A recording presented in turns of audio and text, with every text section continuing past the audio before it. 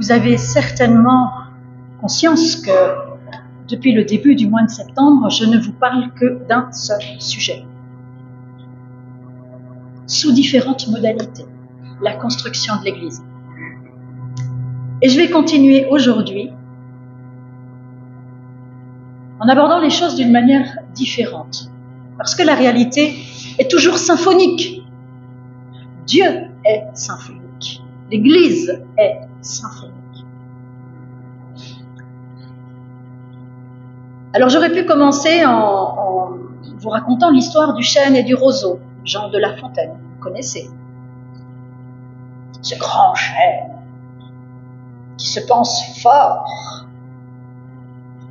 parce qu'il a des racines profondes. Et à côté de lui, le petit roseau, tout humble. L'ouragan arrive, lequel des deux tient? Le roseau. Raté, Didier. Le roseau, pourquoi? Parce qu'il plie. Nous vivons dans une société qui ressemble à la fois au chêne et au roseau. Une société qui a des principes bien arrêtés, du genre chêne. Et puis, malgré tout, une société liquide, selon certains sociologues, parce que d'après eux, il n'y a plus de murs, les gens courent à gauche, à droite, plient, adoptent telle influence, telle autre influence, et puis courent partout. Et comme je l'ai dit la semaine dernière, nous, Église, nous vivons dans notre siècle. Et ces choses-là, nous les retrouvons donc en nous. Eh oui, chers frères et sœurs, en nous. Et au milieu de nous, dans nos interactions. Alors, aujourd'hui, je vais vous parler du zapping. Vous savez ce que c'est le zapping? Quand j'avais 12 ans, mes parents ont acheté une télé. Ils ont économisé longtemps pour acheter une télé. Il n'y avait pas de zappette. Alors, ils nous demandaient de nous lever et d'aller zapper quand la chaîne ne leur plaisait pas. C'était nous, la zappette. Et puis maintenant, la zappette est arrivée. Alors, c'était encore plus facile, on zappait encore plus vite. Mon sujet de ce jour, c'est donc celui-là.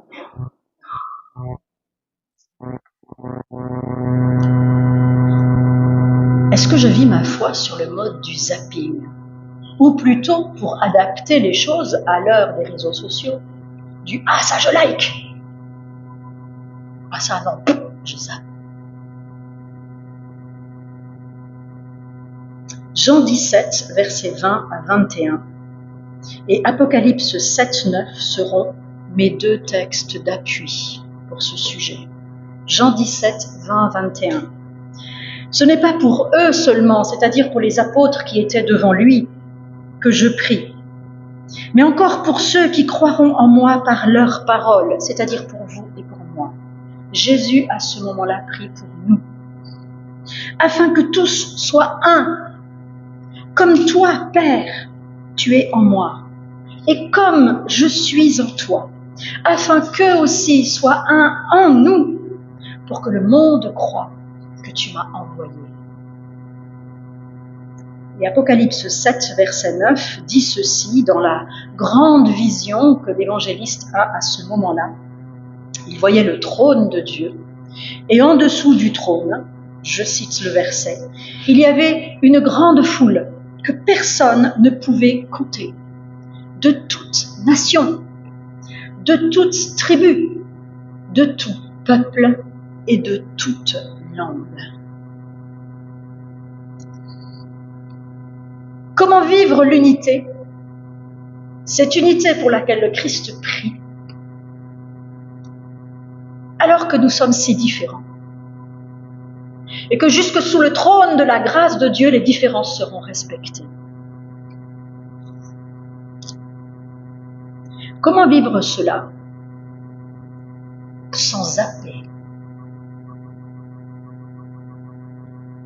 Parce que telle différence va heurter mon désir d'unité. Il y a des chrétiens évangéliques qui pense, et je l'entends très souvent, donc je sais que j'en ai déjà parlé une ou deux fois ici, qui pense que le désir de Dieu, c'est de nous regrouper tous dans une seule église. Je n'y crois pas.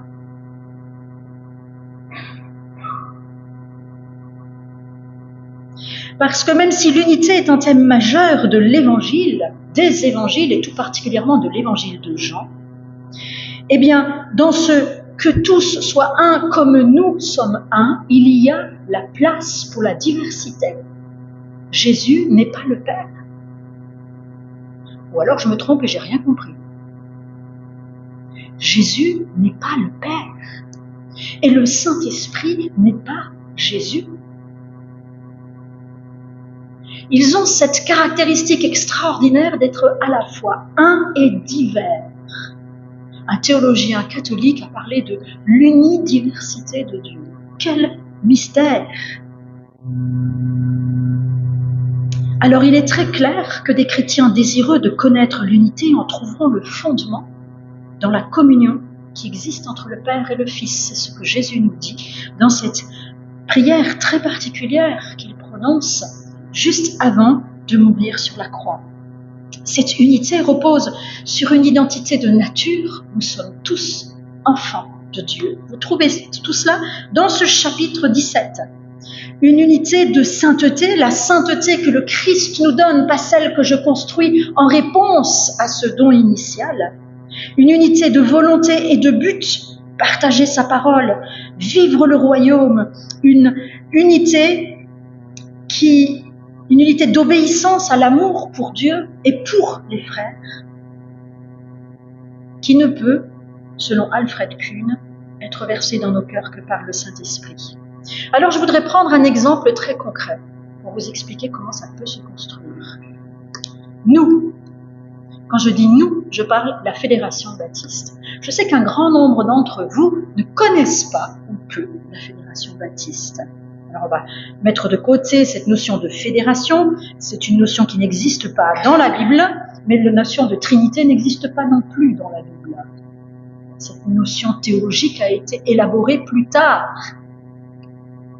Pourtant, la base y était. Alors, on va zapper la notion de fédération et juste quelques mots d'histoire.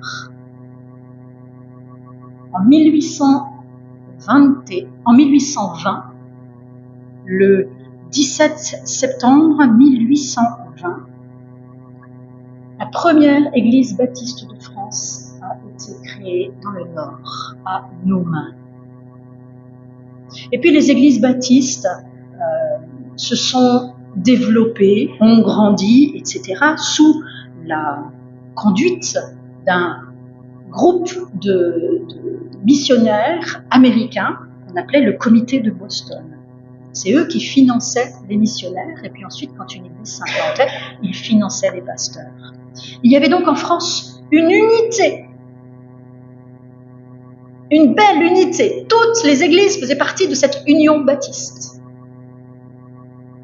Et puis, l'histoire se construit, l'union grandit. À la sortie de la Première Guerre mondiale, le Comité de Boston avait en charge quasi exclusive le financement de tous les ministères. Les églises baptistes en France, évangéliques en France, il n'y avait pas d'autres églises évangéliques en France à l'époque. Tout ça a été financé par le Comité de Boston et évidemment ça commençait à peser très lourd. Alors ils se sont dit il faut qu'on structure ces églises entre elles pour qu'elles grandissent et qu'elles puissent prendre en charge leur propre ministère. Un beau projet, n'est-ce pas? C'est normal qu'une église locale soutienne les ministères en son sein. Mais il y avait des tiraillements entre deux tendances théologiques. Ah tiens, déjà plus l'unité. Tiraillement. Deux convictions de chaîne. Des hommes droits dans leurs bottes, convaincus d'un certain nombre de réalités. Oui, il nous faut une structure qui unit les églises, qui regroupe les objectifs communs pour favoriser la croissance. Et de l'autre côté, un autre chaîne. Non, Chaque église locale doit rester seule parce que l'Esprit Saint est au milieu d'elle et ça suffit. C'était le premier sujet de tiraillement entre deux hommes, des chaînes. Rubens Sayens d'un côté, on chante encore des cantiques de ce monsieur. Il a fondé l'IBN juste à côté. Dans cette période-là, l'IBN vient d'avoir 100 ans. Nous sommes en 1921. Et le deuxième homme, Philémon Vincent. Philémon Vincent, lui, était beaucoup plus ouvert à une structure. Et, deuxième point de désaccord, la nécessité d'un organisme de formation des pasteurs. Rubens Sayens, lui, face à la théologie libérale de l'Institut de Paris, voulait fonder un institut orthodoxe. Il fallait que la foi des pasteurs et des étudiants en théologie soit carrée. Voilà ce qu'il est juste et bon de croire. Philémon Vincent, qui avait étudié à l'IPT, trouvait qu'il y avait quand même de bonnes choses dans ses facultés, même s'il était contre le libéralisme. Et lui pensait qu'il fallait ouvrir un petit peu ce cadre serré. Et voilà donc qu'en 1921, cette différence théologique aboutit à une séparation. Les chaînes, l'unité de l'Union baptiste en France éclate en trois parties. L'Association baptiste, que vous connaissez peut-être, la Fédération baptiste et une église indépendante. Il se dit, moi, vous deux là, vous m'embêtez avec vos histoires de théologie, moi, je reste tout seul dans mon coin. La Fédération baptiste s'est construite à ce moment-là, en affirmant deux choses. Un, que l'on n'est pas obligé d'avoir tous absolument les mêmes croyances. C'est fort ça pour un évangélique. Diversité. Nous avons une confession de foi.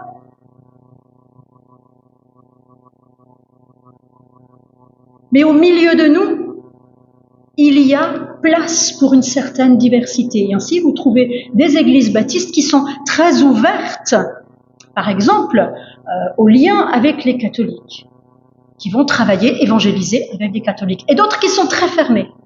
Vous avez des églises de la Fédération baptiste qui sont charismatiques, très ouvertes, et d'autres frileuses, voire fermées par rapport à cette histoire des dons charismatiques qui a défrayé la chronique évangélique en France dans les années 50, 60, 70. Et puis vous avez, dernier lieu de partage des croyances au sein de la fédération, des églises qui sont pour le ministère pastoral féminin et d'autres qui sont contre. Et tout ça, ça vit ensemble. Nous croyons qu'il est possible de vivre ensemble sans se zapper, parce que l'un ou l'autre d'entre nous n'a pas les mêmes croyances profondes sur un sujet évidemment secondaire. Alors, le sujet de la foi, du salut, on est tous d'accord. La croix, le baptême, tous d'accord. La résurrection du Christ, tous d'accord. Mais sur les sujets secondaires, il y a place pour de l'écoute, pour du partage, pour de la discussion, sans prise de position fondamentale. Ça, c'est la Fédération baptiste. La Fédération baptiste est unique à faire cela dans le paysage évangélique français. Vous entendez bien ? Nous sommes les seuls à vivre cela et c'est le fruit de notre histoire. De même que la dureté, la force du chêne, c'est aussi le fruit de son histoire, un peu de son ADN aussi. Pour moi, la beauté de la Fédération baptiste, c'est que elle reflète un peu de cette richesse symbolique qu'on découvrira au pied du trône de la grâce. Parce qu'au pied du trône de la grâce, rappelez-vous ce verset d'Apocalypse, eh bien, il y aura place pour toutes sortes de réalités, toutes sortes de conceptions, toutes sortes de lectures du monde. Il y a toutes tribus, toutes sortes de tribus, toutes sortes de langues.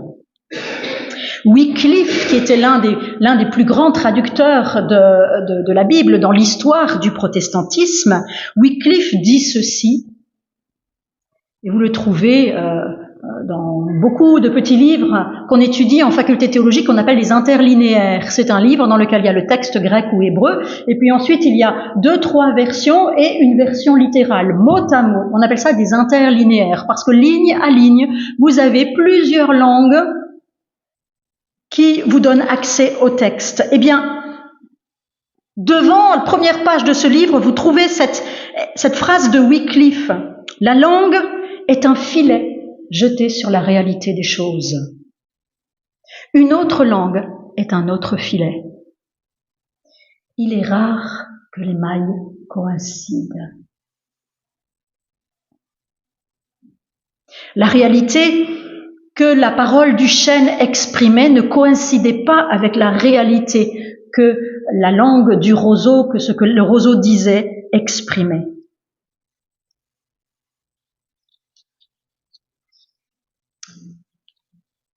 Un missionnaire esquimau qui est allé, Lucien Schneider, il est allé dans l'Antarctique et il a écrit un dictionnaire d'une langue qui s'appelle l'Inuktitut. Je ne sais pas comment le prononcer, je lis l'Inuktitut. Et il cite une 12aine de mots de base pour parler de la neige. C'est normal, c'est leur univers de tous les jours. Ils sont capables de décrypter la neige, cette réalité quotidienne à laquelle ils ont affaire. Alors, une dizaine d'autres aussi pour la glace, l'évolution entre la neige et la glace.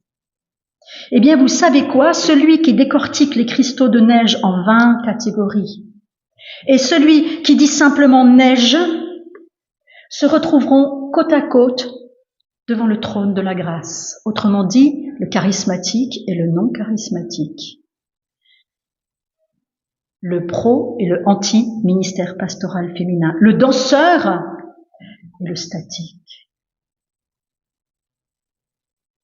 Et à côté d'eux, il y aura un Peul du Sahara qui, lui, n'aura jamais vu la neige. Et lorsque l'Esquimau va commencer à décrire la beauté de Dieu dans son langage à lui, il va utiliser tous les termes qui caractérisent la neige pour dire combien Dieu est beau, resplendissant. Et l'autre à côté, il va comprendre quoi? Rien du tout. Est-ce qu'il va zapper pour autant en se disant « Oh là là, non mais celui-là à côté, je comprends rien à ce qu'il dit, c'est sûrement de la louange, mais ça me convient pas, je vais me mettre à côté de l'autre là-bas parce que celui-là, je le comprends. » Non. Ils vont rester là, tous les deux. Et qu'est-ce qui se passe aujourd'hui sur la terre? Exactement l'inverse. Exactement l'inverse.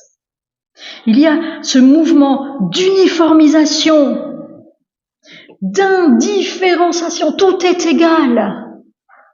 Ça me plaît pas, je zappe. Tu ne me plais pas, t'as dit quelque chose qui me convient pas.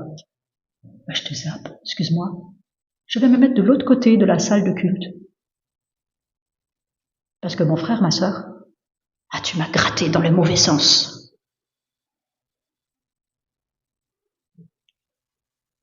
Les réseaux sociaux accentuent ce phénomène qui nous permet de n'entrer en contact qu'avec ceux qui pensent comme moi, qui vivent comme moi, qui croient comme moi.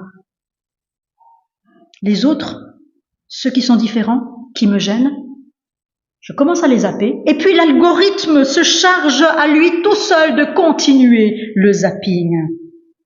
Et excusez-moi mes frères et sœurs, nous sommes dans cette phase où nous essayons de construire ensemble l'Église, où nous avançons vers ce souffle nouveau que nous espérons et que nous appelons de toutes nos prières.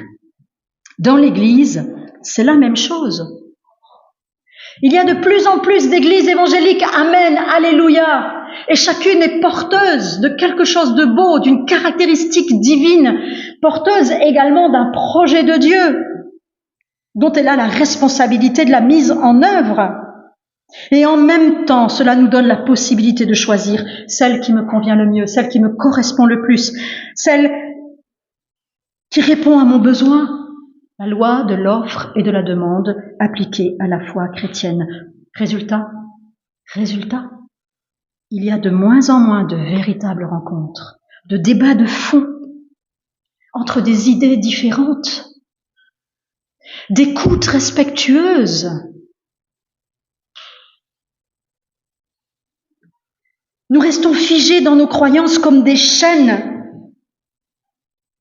convaincus que seules leurs idées, leurs lectures, leurs visions du monde sont bonnes et justes. Mais devant le trône de la grâce, toutes les langues, donc toutes les cultures, toutes les expressions de foi, toutes les perspectives auront droit de citer. Évidemment, je ne parle que de ce qui aura traversé, passé le crible de ce que j'ai dit la semaine dernière, la transformation de l'intelligence. La Bible elle-même est pleine de perspectives différentes. Nous avons 4 évangiles. 4.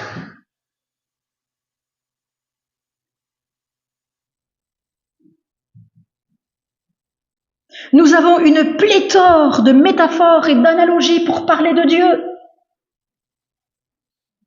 Nous avons des auteurs très différents dans la Bible qui ont chacun des intérêts particuliers. Et on ne peut pas, chers frères et sœurs, on ne peut pas tout harmoniser. C'est impossible. Vous savez que dans les premiers temps de l'Église, le fait qu'il y ait 4 évangiles, ça a gêné beaucoup de croyants. Alors ils en ont créé un seul à partir des 4. On appelait ça, ce texte-là, le diatessaron. Ils ont tout mélangé. Eh bien, très vite, ce texte a été rejeté. La diversité a été privilégiée. Et c'est pour cela que je parle de l'Église comme d'une symphonie. Alors, comment vivre cette diversité? Comment éviter le zapping? C'est à ça que je veux arriver, en fait.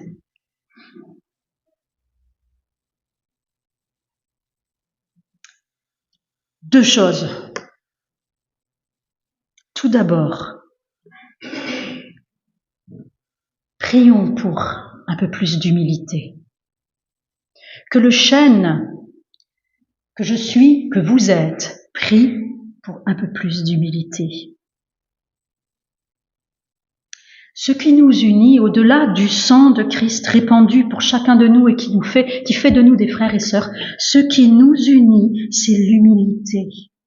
Ayez assez d'humilité pour considérer les autres un minimum comme vous. Et non, c'est pas ce que dit la Bible. Supérieur. Le chêne aurait dû se dire que le roseau lui était supérieur. Et il a été le roseau. Oui, mais moi je suis non charismatique parce que je suis convaincu que mon interprétation des textes est juste. Et d'ailleurs, mon expérience... Je suis en train de faire du théâtre, là. Comme ça, vous ne vous sentez pas... vous vous dites, c'est pas moi, c'est l'autre. Reprenons mon personnage. Je suis convaincu que mon interprétation des textes est juste. D'ailleurs, mon expérience me le prouve. J'ai prié une multitude de jours pour être rempli du Saint-Esprit, parler en langue. J'ai jamais rien reçu. Donc, chêne.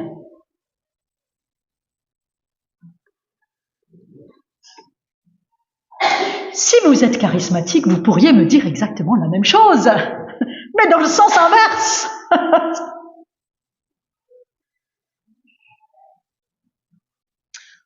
Vous pourriez aussi me dire que dans cette grande et belle image de la symphonie, eh bien, il y a des lignes majeures.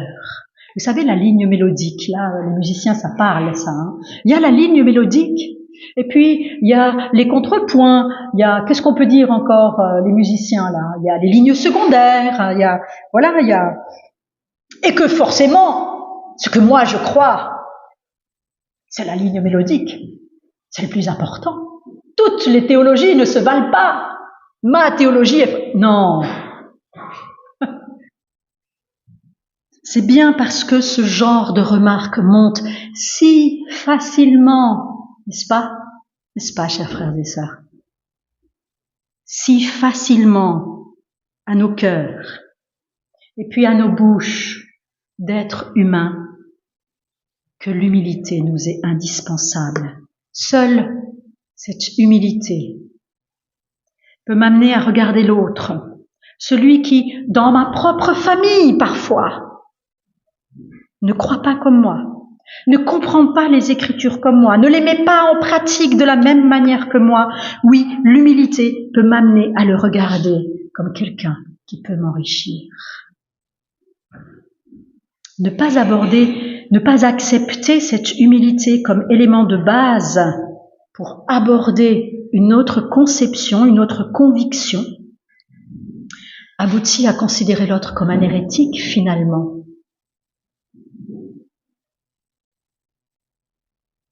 C'est dangereux un hérétique.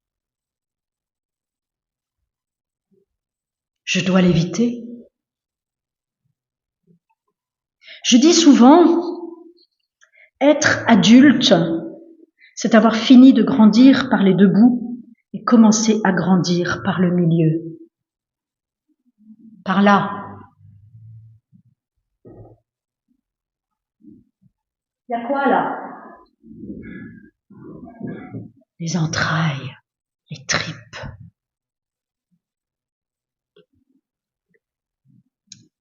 Quand je vis quelque chose de difficile avec un frère, une sœur, un enfant, un parent, et qu'il me dit quelque chose qui ne me convient pas, que je ne saisis pas, que je ne comprends pas, qui me déplace, ça me prend aux tripes, ça me fait mal. Et puis, lorsque je le laisse agir, lorsque je l'accepte, ça me rend élastique. Ça me rend élastique à l'intérieur, de cette élasticité qui me permet, lorsqu'elle est pleinement acquise, d'accueillir et d'aimer des péagés, des prostituées, comme Jésus, des catholiques, une épouse qui me convient pas, un mari qui ne fait pas ce que je veux, des enfants qui franchement sont pas dans la bonne case, même des évangéliques. Je peux même en arriver à aimer des évangéliques qui m'horripilent parfois. Voilà la croissance qui advient lorsque quelqu'un qui a un avis contraire à moi parvient par son amour et sa bienveillance à me déplacer. C'est cela que le Christ veut, et c'est cela que nous empêchons lorsque nous zappons.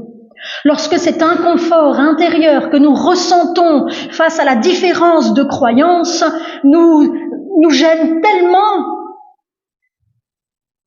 qu'on zappe.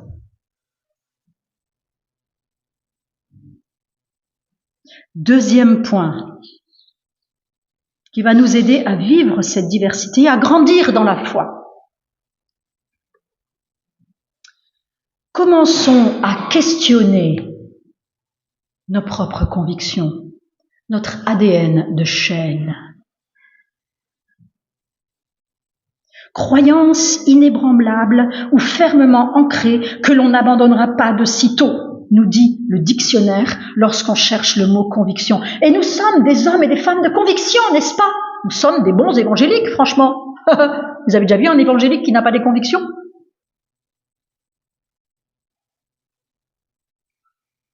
Tous les évangéliques ont des convictions. Et la Bible rejoint le dictionnaire et va même plus loin puisqu'elle affirme que tout ce qui n'est pas de l'ordre de la conviction est péché. Romains 14, verset 23. Celui qui a des doutes au sujet de ce qu'il mange est condamné parce que cela ne vient pas de la conviction. Tout ce qui n'est pas le produit de la conviction est péché. En revenant au texte grec, on se rend compte qu'il n'y a pas le mot conviction, il y a le mot foi. Tout ce qui n'est pas le produit de la foi est péché. Autrement dit, si tu as des questions intérieures sur un sujet et que tu zappes, c'est-à-dire que dans cette situation-là, dont l'apôtre Paul parle, tu manges sans avoir réfléchi à tes questions, alors tu pèches. Parce que tu n'as pas appuyé tes questions sur la foi. Tu n'as pas apporté de réponse argumentée à tes questions.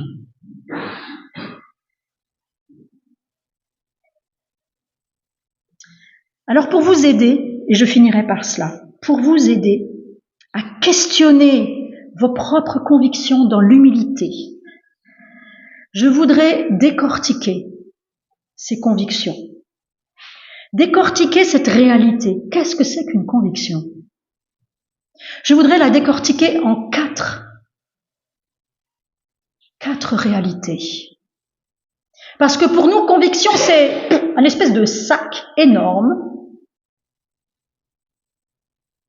Et on brandit nos convictions comme ça, comme un étendard. Et on sait par où ça termine. Ça termine souvent dans les séparations, dans les divisions, dans les conflits. Alors, 4 réalités qu'inconsciemment nous appelons tous convictions, mais qui ne sont pas forcément des convictions dans la Bible. Je n'ai pas le temps d'aller plus loin. Si ça vous interpelle et vous voulez qu'on aille plus loin, on peut y aller, mais ça sera dans des études bibliques ou des choses de ce genre-là. Les croyances confessionnelles d'abord. Ça, ce sont des convictions. Exemple, l'être humain est créé à l'image de Dieu. Conviction, croyance confessionnelle, ça délimite les contours du christianisme, ça fonde la foi, ça fonde la pratique de l'Église et des croyants. Deuxième chose, l'impératif moral qui découle de la croyance. Par exemple, parce que l'être humain est créé à l'image de Dieu, croyance confessionnelle, tu ne tueras pas. On retrouve dans la Bible, tu ne tueras pas. Et pourtant, il y en a plein des hommes qui ont tué dans la Bible. Allez dire cela aux chrétiens ukrainiens. Allez dire aux chrétiens ukrainiens, les Russes sont en face de vous. Tu ne tueras pas. Nous ne sommes plus dans une croyance confessionnelle qui délimite les contours du christianisme. Nous sommes dans un impératif moral que chacun doit soupeser. On peut en parler parce que c'est un verbe particulier qui a été utilisé dans le « tu ne tueras pas ». À partir de ces impératifs moraux, il y a une troisième catégorie qu'on appelle les valeurs.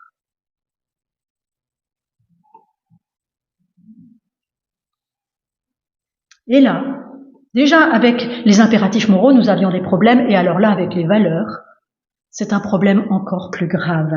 Je vais prendre un autre exemple. L'avortement.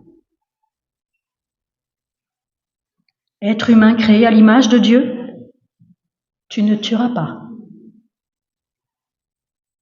Dans cette histoire, les chrétiens aux États-Unis se déchirent, font de cette question de l'avortement un sujet politique. Vous avez tous suivi les campagnes présidentielles. Alors, quelle valeur est-ce qu'on met en premier lorsqu'une petite fille de 11 ans a été violée et qu'elle est enceinte?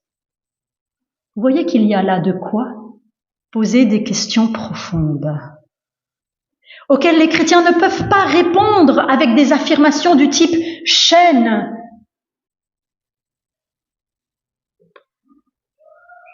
Un jour, je le raconte à chaque fois que je parle de ces quatre réalités, un jour j'ai dit à une jeune femme qui était dans cette situation extrêmement difficile, non croyante, qui me disait « je ne sais pas ce que je dois faire, je pense à avorter, ma mère catholique me rejette, qu'est-ce que je fais? Qu'est-ce que tu dis, toi, qui es pasteur ?» Vous savez ce que je lui ai répondu? Et là, peut-être que je vais vous choquer. Je lui ai dit « tu as le droit d'avorter. »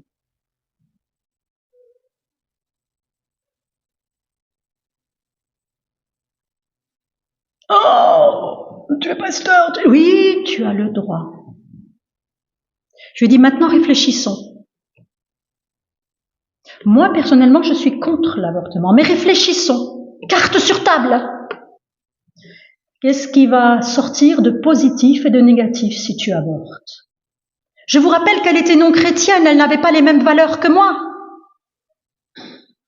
Qu'est-ce qui est positif et négatif? Qu'est-ce qui va sortir de positif et de négatif si tu n'avortes pas? On a discuté pendant 2 heures au fin fond de la voiture. Au bout de 2 heures, elle me remercie, elle me dit, je vais prendre le temps. Je lui dis exactement, tu prends le temps de réfléchir à tout ça. Et si je décide d'avorter, me dit-elle, ma mère ne m'accompagnera pas. Vous savez ce que je lui ai répondu? Je lui ai dit, je viendrai avec toi. Parce que je te récupérerai en petits morceaux.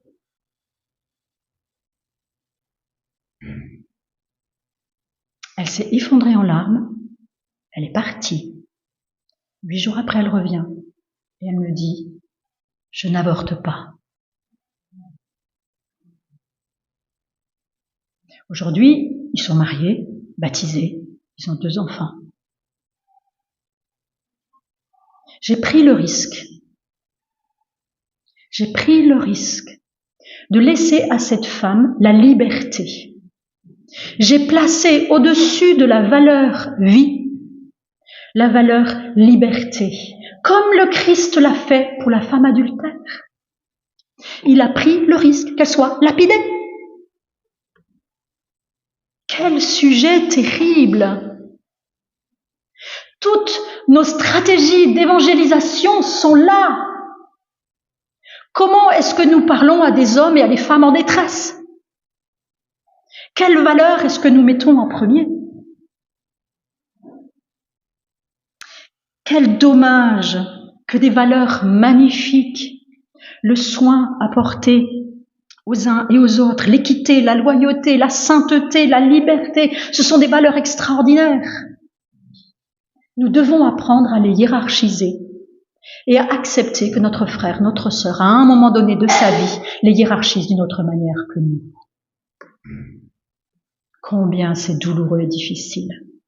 Le dernier point, évidemment, ce sont les lignes de conduite. À partir de ces valeurs se construisent les lignes de conduite